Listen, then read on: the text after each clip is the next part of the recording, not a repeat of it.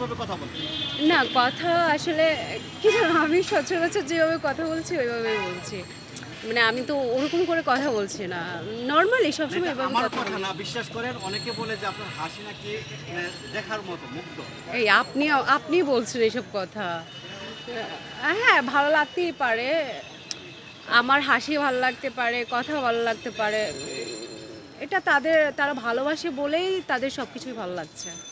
শুনেন সব ক্ষেত্রে হচ্ছে গিভ অ্যান্ড টেক আছে, ঠিক আছে? আপনি সব জায়গায় আছে। ধরুন ওকে আল্লাহ হাফেজ। ধরুন আপনি বিয়ে করলেন, এবার আমি আপনাকে দিয়ে বুঝাই, আপনার বোরে যদি আপনি না খাওয়ান হয় থাকবো? উনি থাকবে? থাকবে না। সে কি হলো? চলে গেল। কারণ আপনি বিয়ে করলেন, বউকে তো আপনার দায়িত্বে রাখবেন। সো আপনি খাওয়া খরচ না দিলে তো আপনার বউ থাকবে না। সেম প্রত্যেকটা জায়গায় আসলে এই গিভ অ্যান্ড টেকটা আছে। তো কেউ খারাপভাবে করছে, কেউ ভালোভাবে প্রয়োগ করছে, এটাই। তো যারা খারাপভাবে করছে তারা হচ্ছে মানুষের মধ্যে পড়ে না, আর যারা ভালোভাবে প্রয়োগ করছে তারা মানুষের মধ্যে পড়ে, এটাই। হ্যাঁ, এটা আমার এই কাজটা করা হয়েছিল ৩ মাস আগে। আর একটা নাটকের শুটিং করলে তো সাথে সাথে রিলিজ হয় না, বা সেটা মুভি হোক, সেটা আপনারাও জানেন। তো এটা ৩ মাস আগে আমার শুটিং ছিল। তো দ্যাটস ওয়াই এটার মেকিং আছে, এটা হচ্ছে বা আর কি এডিটিংয়ের কাজকর্ম প্রসেসিং আছে, এগুলো করতে টাইমের বিষয় আছে। দেন হচ্ছে এটা তাদের একটা সময় অনুযায়ী রিলিজ করবে, সেই সময় হয়তো ঈদে তারা রিলিজ করবে বলে ঈদে রিলিজ করেছে আর কি। হৃদয়ে তুমি নাটকটা, যাই হোক বড় আর্টিস্টদের সাথেই কাজ করেছি, শতাব্দী ভাইয়া ছিল, এই আর কি। চলচ্চিত্রে বলতে কি, আমি চলচ্চিত্রের কাজ একটাই বাংলাদেশে একটাই করেছি, আর কলকাতাতে একটা করেছি, ঠিক আছে? আর নতুনদের বিশেষ করে তো কাজ নেই, তার জন্যই আসলে বসে থেকে কি হবে, বেকার।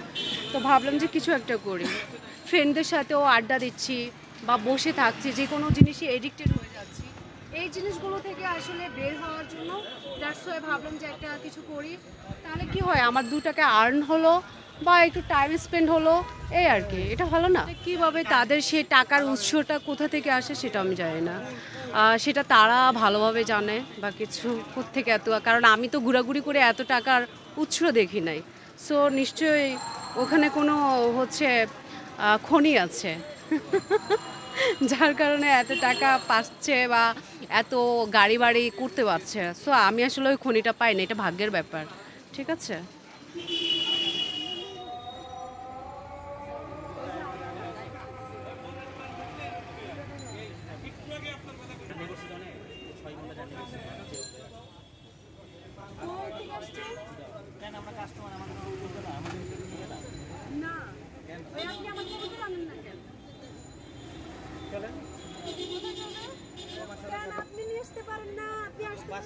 আমার বাসা এক জায়গায়, কবুতর আরেক জায়গায়।